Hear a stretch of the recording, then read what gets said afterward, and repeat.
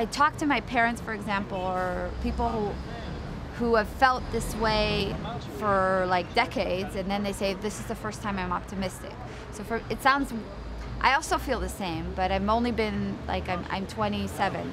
So in the past 7 years or whatever, this is the first time I feel optimistic about change in Israeli society.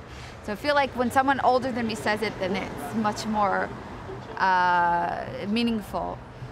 But I know how, like, older generations feel. They say this is the first time, like, that we actually think there's going to be a social change in Israel.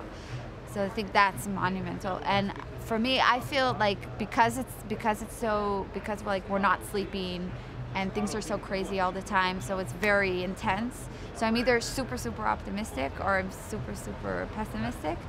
And I'm super pessimistic when I feel like that the protests won't continue. Like when you'll start seeing in the media's been extremely supportive, but when you start seeing, like, when they talk about something else, or about the security issues in September, or about the fact that Tel Aviv and Jerusalem, or they'll make up stories, like they'll say that we're not unified, that they're inner politics, then that makes me really, really scared that it will stop the protests. And then I'm very fearful that it will stop and we won't get anywhere, and we'll lose this momentum, and the people won't go out, like the people in the masses won't go out in the streets again if they feel like this fails.